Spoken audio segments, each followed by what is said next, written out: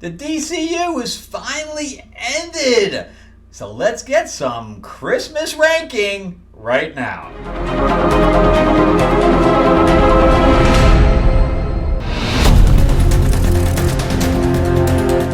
All right, thank you so much for joining me on this festive occasion, wow.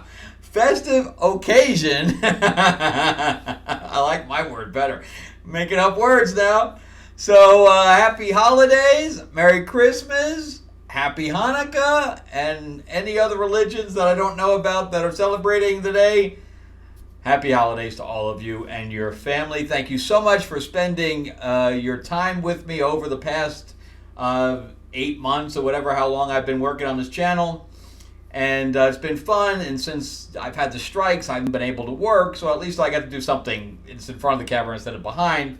I am your host, Frank Zenka. I am an award-winning screenwriter, novelist, and comic book writer, and normally a line producer as well. Recently moved from Los Angeles to Atlanta. And I'm hoping to get some prospects for work in the next couple of weeks, 3 weeks or so. So let's see what happens. Keep my fingers crossed that everything kind of goes back to normal in the industry. But in the meantime, the DCU has now officially ended with the release of Aquaman and the Lost Kingdom. So let's get some ranking. There has been 16 of them. We're not going to count Joker, and we're not going to count the Batman with Pattinson because they don't fall into that. So, but the Batman would rank pretty high for me, and Joker wouldn't rank very high for me, even though the performance was good, because you can't have Joker without Batman, and they totally changed the origin of Joker. And I'm kind of a purist when it comes to some of the origin stuff. At least try to get close. So there is Joker was not close at all, besides him being a comedian. All right, so let's jump right into it, and I'm going to tell you right now, nobody is going to agree with any of my ranking. I'm telling you that right now. You're going to be like, what? So just know up front that you're not going to agree with me at all. But just laugh with me, all right? In fact, I just watched Sean Chandler's his review or his ranking, and I didn't agree with any of his. So I don't think anybody's going to agree with any of these across the board, whether it's somebody else's or whatever. I think that we're individually with DC, we're kind of probably all over the place. All right, so there has been 16, so let's start with number 16 and build up to number 1. So and everybody's going to laugh when they get to my top 3. They're going to say, you're wrong. All right, so number 16, Birds of Prey and the Emancipation of One Harley Quinn, because we can't make the title any longer than that. So bad. So anyway, I'm a big fan of Birds of Prey. I was collected the entire run when Chuck Dixon was doing it, and then Gail Simone was doing it, and I even tried the Kelly Thompson run that's going right now, and it's too bad. I can't do it, man. I'm stopping it. It's bad. But Black Canary, Huntress, Batgirl, all those guys that were all part of that originally. Catwoman was even part of the Birds of Prey at one time. Harley goes in and out of it, and just when they kind of need her, but she was never really a big part of Birds of Prey. But Margot Robbie was getting to be a big celebrity at the time, and she said, I want to do a feminist Harley Quinn movie. And they said, you do? We want you to do that too. Whatever you want is what we want. Except that nobody else wanted that. She does a good job as Harley Quinn. Nobody can say that otherwise. But she took the other characters from Birds of Prey and totally demolished them. I mean, she took them and smashed them against the wall and didn't give a shit. She was there to send a message that girls are best, boys are the last, and it was so in your face. It was like, look at my movie! Look at my movie! Don't you agree that women are the best and men are bad? Meanwhile, she's married. I don't understand all these people. I mean, Ziegler's the same way. They all beat up on men. Meanwhile, they're married. Why aren't you gay? I don't understand. With that kind of view, shouldn't you be a lesbian? I don't know. So anyway, the movie was horrible, extremely horrible. Black Mass was done badly. None of the characters matched personality or look. And I don't know if you realize this or not, but Cassandra Cain, who played the little Asian girl in there, is actually Batgirl. Exactly. You know, if you're raising your eyebrow, exactly. That is Batgirl. That is the newer Batgirl, not Barbara Gordon, but the second Batgirl, who was actually pretty much of a badass. She was like a ninja and all this other stuff. And she was a really great character, and she totally destroyed that character too. So anything that she could do to destroy everything that she put her hands on, she did. And that is why it falls at number 16, the last of the bunch, the bottom of the barrel. And the fact that it failed, I was extremely happy about. It's sad that you have to cheer for somebody else's demise, but when they take something that you like and purposely destroy it, you kind of hope for the worst. So, and that's what we got. So, then we're going to go into number 15. And this is not going to surprise. I think this is probably across the board. People will agree with this one. Wonder Woman 84. A horrible, horrible movie. Follow-up to a very good movie. Patty Jenkins, they gave her too much power, and she ran into the wall with it. She's like, look at me go! Look at me go! Horrible. I don't know what she was thinking. She made it political. She had two villains going on. She had crystals that were phallic. I don't know what the hell was even going on. She totally destroyed Cheetah.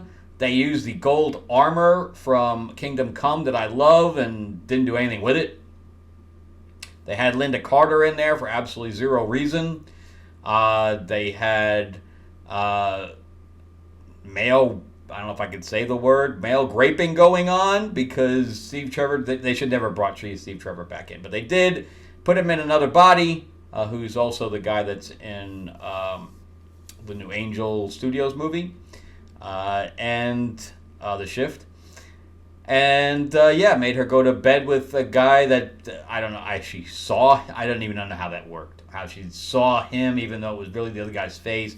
I don't know, I kind of gave up on the whole thing. And again, Cheetah's a great character, and that was totally misused. It was just a really piece of crap movie. And I remember during COVID, I was trying to go to a theater to see it, because I love Wonder Woman. She's one of my favorite characters, period. And there was nowhere I could go. It was like literally like an hour and a half away. It was the closest place I could go when I was in LA.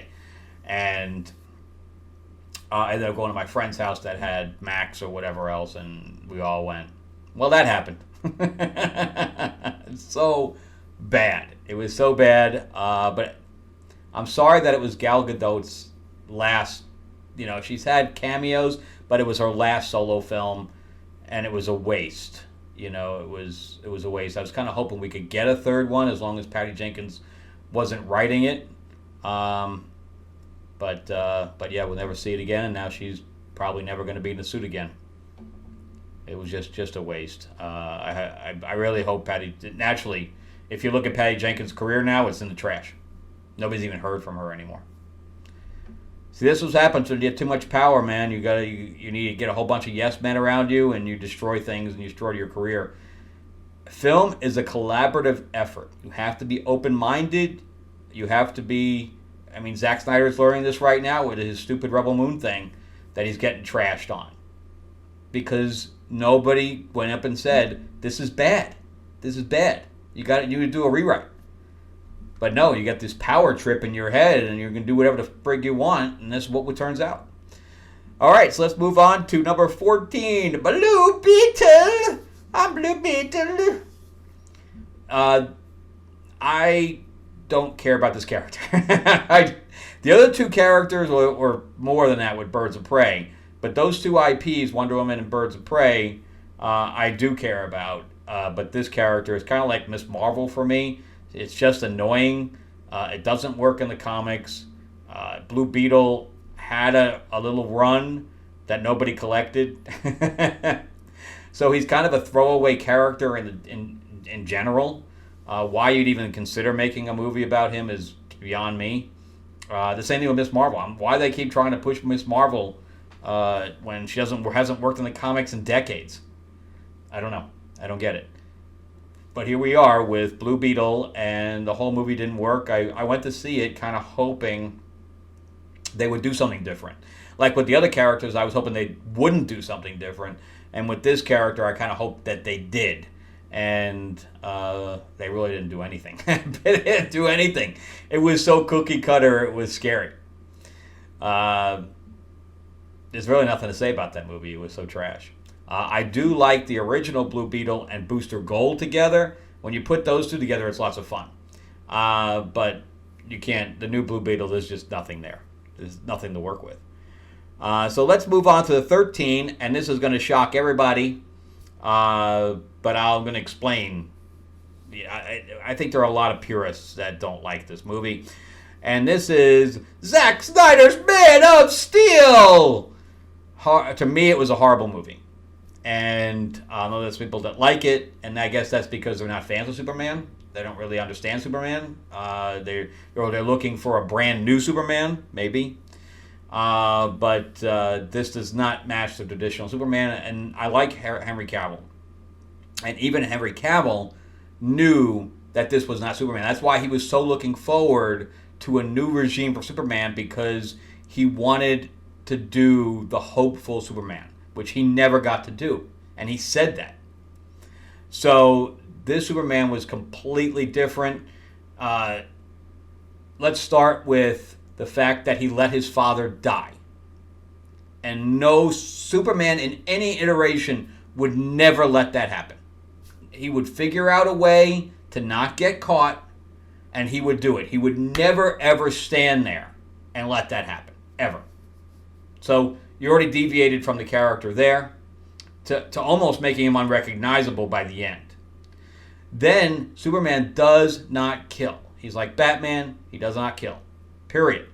Life to him is precious, which is a different thing than Batman, a different outlook on life. They have a little different outlooks on life, but to him, all life is precious, therefore he does not kill.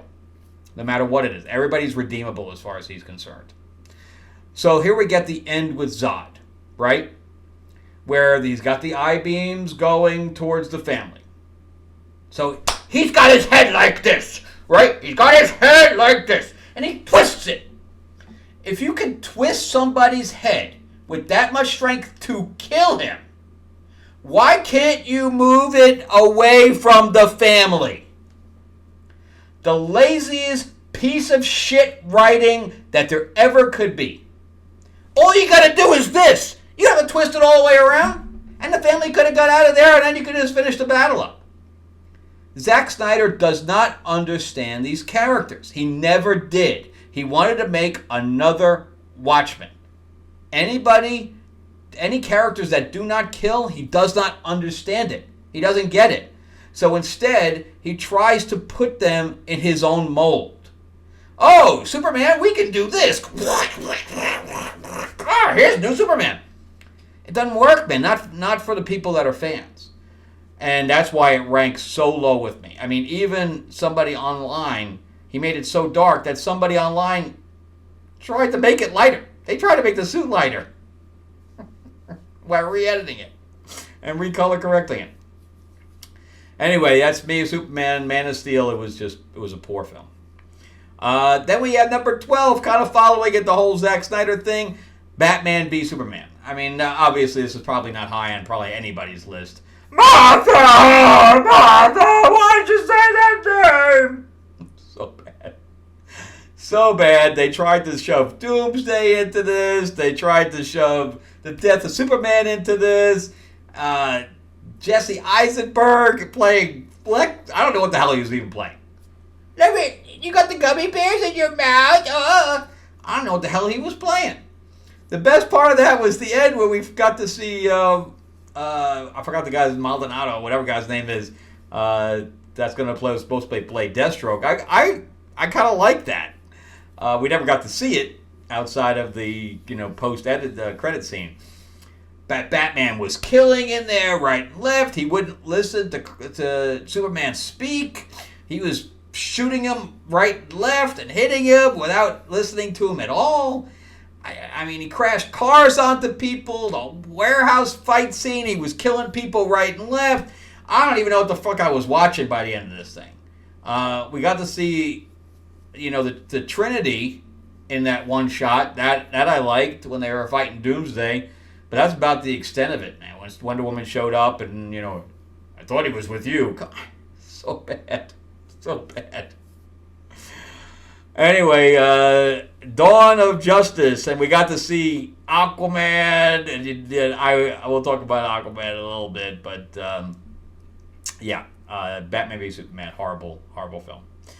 All right, then we go into the Justice League. Yeah, we're going to stay with Zack Snyder all the way because... like I said, Zack Snyder does not understand these characters. Never did. Never will.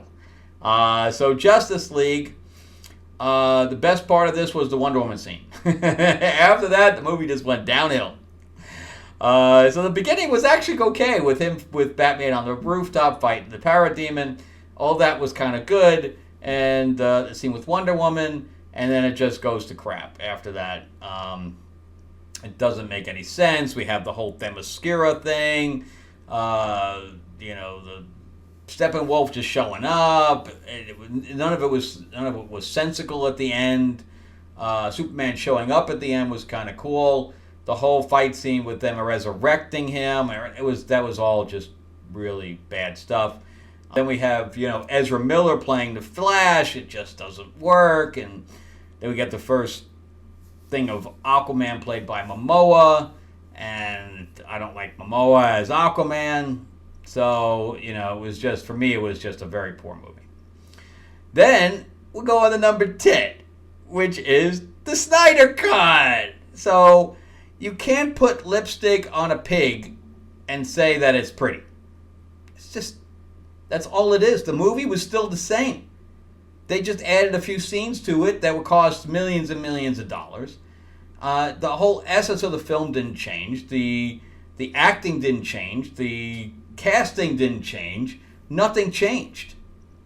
So, yes, it's a little bit better. It is a little bit better, even though, again, if you watch Wonder Woman's scene, the Wonder Woman scene in the Joss Whedon cut is better. And I'll tell you why it's better, because in that scene shows you again that Zack Snyder does not know how to handle characters that do not kill. And Joss Whedon realized that these characters don't kill. But meanwhile, in that scene in Zack Snyder's, Wonder Woman was killing people right and left. And she was breaking people, like throwing them against walls to where they had no bones left. They were just jelly. So I am not a fan of Zack Snyder mixed with a DCU. And that's why he falls so far on my list that it's hard to watch anything that he does for the DCU. He just doesn't get it. And, if you're a fan of the comics, if you're not a fan of the comics, you don't care.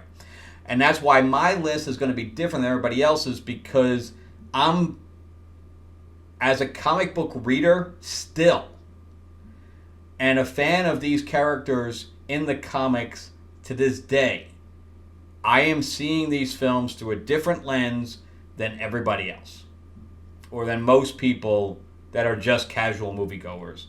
They're saying, that thing was awesome! And maybe it was for you. And that's great. But for me, it did not fit the mold. It broke the mold for no reason. So at least if there's a reason to break it, that's one thing. But anything with Zack Snyder is going to be in my lower half. All right, so I think that's it for the Zack Snyder stuff anyway. So let's move into number 9, Shazam. Okay, so I grew up with the Shazam ISIS Hour. So Captain Marvel is actually Shazam, because the name can't be the word, okay? Because he can't say, "Hi, I'm Shazam," and he'd change. You can't do it. So his name was always Captain Marvel, and of course I know Captain Marvel was done first by Marvel, so they had to do something else. And and calling it Shazam, that's fine.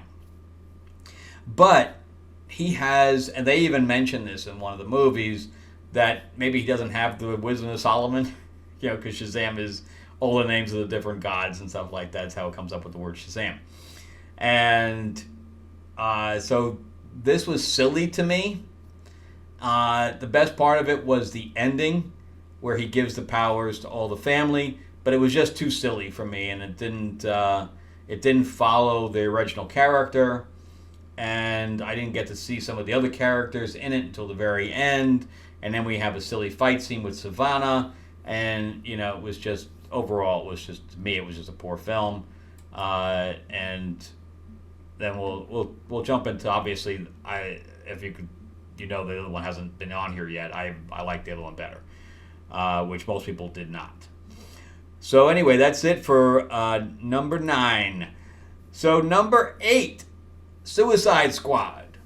I didn't mind this film as much as everybody else, and I totally get it, that there was a lot of characters thrown in here. A lot of characters. And I think that if you didn't know the characters up front, it was hard to get a handle on them. But me coming from a comic book background and a collector and a reader, I was already familiar with most of them. So I didn't have a problem jumping in kind of like in the middle. Jared Leto's Joker, but thankfully he wasn't in the movie very long. But we got to see Harley Quinn for the first time, and in general, I enjoyed the film, even though everybody hated it.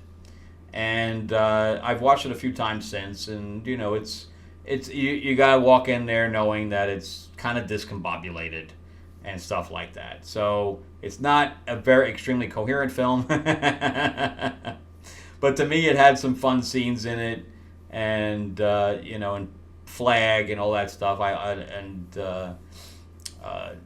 And all the rest of the other characters that came up, like Amanda Waller, and I liked all of it, especially seeing that stuff for the first time.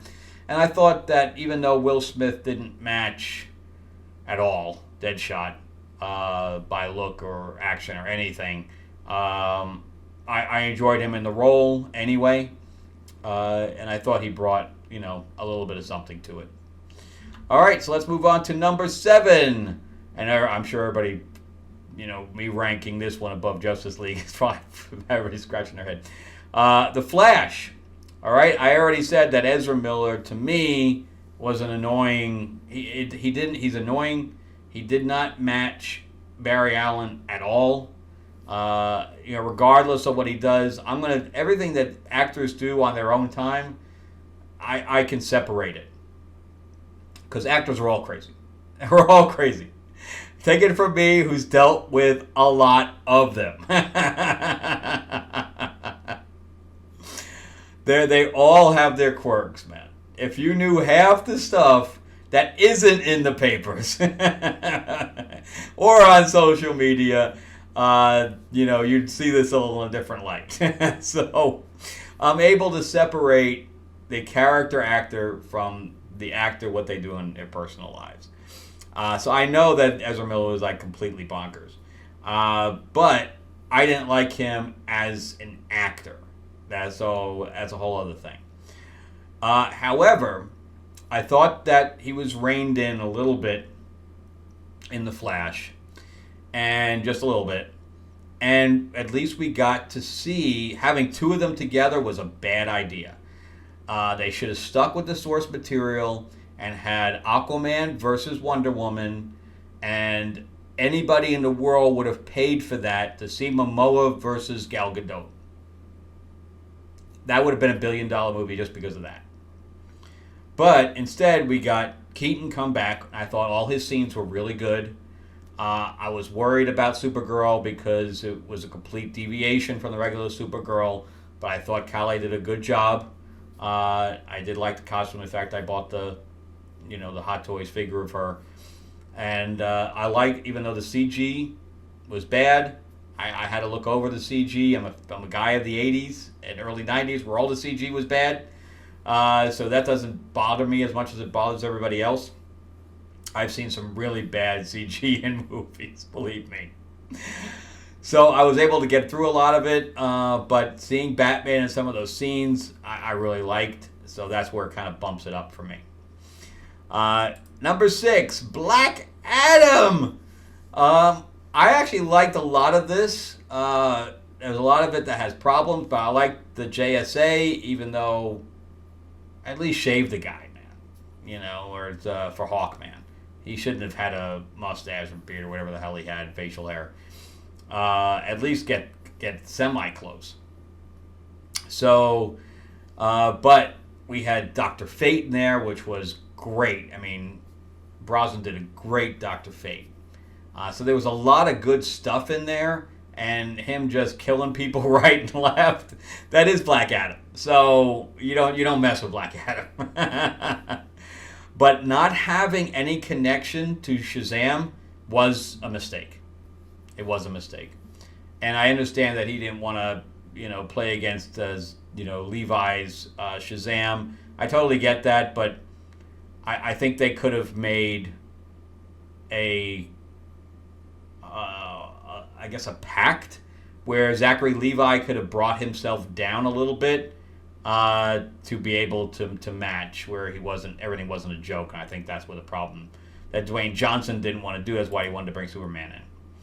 All right, and that's Black Adam. So number 5, The Suicide Squad by James Gunn. I did like this film quite a bit. So now we're getting kind of into the stuff that I actually liked, as opposed to that was middle of the road. Everything up to this point has either been middle of the road or bad. So the top 5 is stuff I actually liked. So The Suicide Squad, I liked having King Shark in there. The whole beginning portion, man, that was brutal. Brutal to watch, that whole beginning scene. But anyway, so and that is something Amanda Waller would do. She would throw bodies at something. She would absolutely do that. And then the Peacemaker thing, the whole scene with them going through and matching each other's, shots, and then having Starro at the end. I don't know where the hell that came from. Okay, we have Starro at the end. But it was a lot of good stuff in that, and the Harley, some of the Harley Quinn scenes were really good in that. It was a decent film. It was a decent film. All right, number 4, and everybody's gonna laugh at me for most of the next ones. Everybody's gonna laugh at me. All right, so we have Shazam, Fury of the Gods, and I have seen this movie at least 5 times now. I like the family dynamic in this because they have powers. The whole beginning scene on the bridge I thought was great. It was very, very comic booky, and the more comic booky I think it is, the more I like it, where maybe it was the opposite for people. And so I liked that. I liked Helen Mirren, and the rest of even Zegler in that movie was okay. She didn't bother me. And so I liked a lot of it. And, Zachary Levi, to me, still plays that too over the top. I think he needs to rein himself in general. I think that he could have played it a little bit more straight because the Billy Batson in there was a little older. But he's like kind of like a one-note pony. But I liked it all the way up till the end. When Billy died, they should have left him dead. So he made the sacrifice, and 2 seconds later, they got him up. Sandberg made a mistake on that. He just should have ended it somber, and if it did well, then that would be a sequel where they would bring him back. But bringing him back 5 minutes after he died and having Wonder Woman show up, and that if they were going to bring Wonder Woman in, they should have brought her in more towards the thing with the unicorns, and they should have had her talk to the unicorns. That would have made a lot more sense than the stupid Skittles thing. So, yes, it had its problems, but there's a lot I like about it. But I think from the point of, I like the sacrifice scene too, but I didn't like the Skittles thing, and I didn't like him coming back. So there's a few pieces I just didn't like. But overall, I liked the movie. I thought it had a good kind of tone. where it was kind of just a fun tone. So I like that. All right, number 3, Aquaman and the Lost Kingdom. Everybody who knows me knows I am a huge, huge, huge Aquaman fan. Aquaman to me is he's a hero. I mean, I like him better than Superman. Put it that way. Aquaman is higher on my list. In fact, he's probably my second, maybe third. Aquaman and Wonder Woman are kind of my kind of interchangeable depending on what goes on. So Batman and either Aquaman or Wonder Woman is like my jump to on the second side of that. And Momoa, I originally boycotted that movie because Momoa is not Aquaman. He is not Arthur Curry. Arthur Curry was bred to be a king. But I wanted to see it anyway by jumping into another movie or buying a ticket for another movie and jumping into that one. And I love Atlantis. And that's why I could never see Wakanda Forever because they changed Namor too much. Namor is another one of... I love Atlantean stuff. And they just... Marvel just... Whatever they do. I don't even know. But James Wan did his research... And we were able to get a decent look at Atlantis and Mera and Vulko and Black Manta, who is one of my favorite villains. And we got a lot of that right, despite having Momoa as completely the wrong Aquaman. In fact, Patrick Wilson is a better Aquaman than Momoa is. But after... it failed this one. We were definitely not seeing another Aquaman anyway. And maybe, after I'm dead, they'll reboot the character on film. It's too bad, but at least I got to see some of it. Now, this, of course, had a huge problems because they surgically removed Amber Heard from the scenes, which totally discombobulated the movie. You can tell that the movie was discombobulated because they pulled out scenes of hers that was in there, and then they kind of tried to reshoot it without her in it. They should have just recast her and reshot her scenes. I know that that was probably about a third of the film, but her not being in certain scenes where she had, she should have been a mother, because there was really no reason for her to be in Atlantis, unless they had made her queen, and she was there full time. But you also had Nicole Kidman there, who could also sub out as Queen Mother, or whatever you want to call it. So yeah, it had a lot of problems, but some of the design work that they had in this movie with the sub things with the tentacles on them, I thought that those things were great. I like the hammerhead Nautilus looking thing, like 20,000 Leagues Under the Sea. I love that sub. Black Manta I thought was really good in here. I like the Black Trident thing. I wish that Mera was in it more, which also means that they would have had to recast her, because Mera is a huge... I love Mera. I think Mera is great. In fact, this is one of... I think I brought this up on my other review, but this is one of my favorite books ever. I was trying to get it cover laminated, so I don't scratch it and stuff like that. But this is what they loosely based the movie on. So Arthur Jr. is supposed to die, and Paul Levis did a great job in this, and the other writers and artists as well. So this is a great book if you haven't had a chance to read that. But that comes from the 70s, and because Aquaman's even not, they're not publishing him right there now at all right now. So and that's because his popularity kind of goes up and down.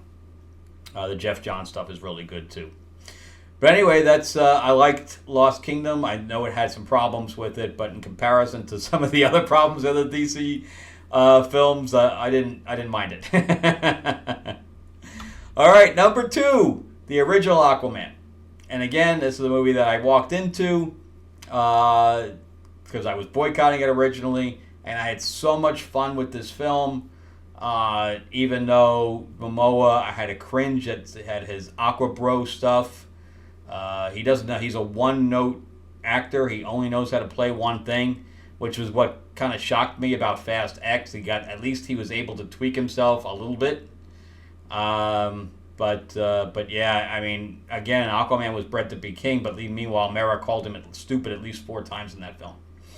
But the whole ending scene, the whole fight scene underwater with Orm, the first fight scene with Nicole Kidman, that's great. It was a lot of really good stuff. I never thought, especially after Zack Snyder made them a bubble to talk in. I was like, oh my! When I saw Justice League, and I'm like, are they gonna do a bubble to talk in when they do the Aquaman movie? But thankfully, James Wan said, no, they're just gonna talk. It's gonna talk on the water. It's just how it is, and I appreciate that. Thank God. We got to see again. We got to see DeVolco kind of training him in that movie. We got to see we got to see the seahorses for the first time, which I love him on the seahorse. We got to see all these creatures. We had this big battle at the end. I love that movie. I think I've seen it like a dozen times, man. All right, so moving on to number 1. The original Wonder Woman. I've seen this movie like a dozen times. Also, if it even pops on, I'll watch it. Even from the beginning portion of it, see, I've also saw the life of Moulton and how he came up with Wonder Woman and how deviant he was and all that stuff. I read some of the original stuff that he wrote as well. They just did a reprint on that. And from the beginning, he had that whole storyline. Of course, I grew up in the 70s with Linda Carter playing Wonder Woman, and there's nobody else that's going to match her ever. She is Wonder Woman. Even as good as Gal Gadot is, Linda Carter is still the best. With the piercing blue eyes, and she's just a beautiful woman. She had the height, and she had this naivete about her, where she was able to pull off that character and pull off, yeah, I'm going to kick your ass, but at the same time, I love you. Which is what Wonder Woman's all about. And so this movie, Patty Jenkins, at least with this film, the second film, I don't know how many drugs that she was on when she did this film, and then totally went off the rails in the next one. I just totally don't understand how one person could get it and not get it simultaneously. Very strange. So I like the fact that they put us in World War I. I thought it was an interesting choice because everything else that's ever been written about Wonder Woman was always World War II. She was always fighting against the Nazis, which is why I didn't understand why, if they were going to do a second film, why didn't they put it in World War II? Where it would have made far more sense if you weren't going to make it contemporary. And I understand not making it contemporary because you had the whole Justice League thing going on. And if you're going to tell a Wonder Woman story, you should, go back in time. I totally get that. But the first movie had so many great plot beats. We had, the little army guys that she was kind of getting, to know. She had the whole relationship with Chris Pine as the Steve Trevor in there. The whole thing with Themyscira. I wish that they had the Olympian Amazon Olympics, I should say, like they did in the TV show, where she had to prove her worth to be able to go to man's world. I liked all that, and just, I guess it would have taken too much time. All right, so I'm fine with discounting that. Again, Trevor's sacrifice scene at the end. The guy they got to get Ares. I'm like that they lost me there. So the whole I agree with everybody saying that the third act was kind of a mess. I agree completely. But come on, her lifting up the tank and all that stuff, and having the little Miss Poison chick, and come on, man, there was a lot of good stuff in there. Of course, her having the sword on her back with the dress on. Okay, whatever. She just walked into a party with the sword on her back. So some of it was kind of silly, and also the rework of the costume I thought really worked for this. I can see how, back in the 70s it was campy. They wanted to go something a little darker, and they reworked the costume to something that was more Greek, and I really liked the new costume. It's better than some of the other costumes that they came up with, the cartoons and stuff like that. Oh my God, they were so bad. So I was happy to see at least the colors were still there and everything like that. Yeah, the original Wonder Woman is really a really good film. All right, so that's it for me. Thank you for sitting through all 40 minutes of me rambling on about DC. I'm more of a DC than a Marvel guy. I collect a lot more DC stuff than I do Marvel. Always have and probably always will. Again, happy holidays. And if you'd like to read anything that I've written, I've come up with them right behind me.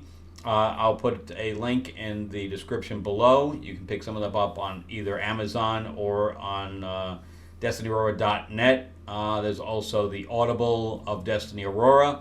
And then Mark Spears and I, he's a comic book artist that does a lot of covers, including Spawn covers and stuff like that. He and I are working on a card game right now with classic monsters, and we're doing an Oz variant as well. It's kind of a deck builder area control game. It's going to be lots of fun. All right, and I'm kind of waiting for the graphic design for the borders and stuff like that. So this is whatever you see is not finished. All right, some of my other videos will pop up as well. I do comic reviews as well if you want to see what I am collecting and whether maybe they're worth collecting if you want to jump into comics, especially if you're watching this and you obviously seen a couple of DC films. All right. Thanks again, and happy holidays to you and your family, and hoping on a really good 2024. Keep my fingers crossed. All right, guys. All right, bye.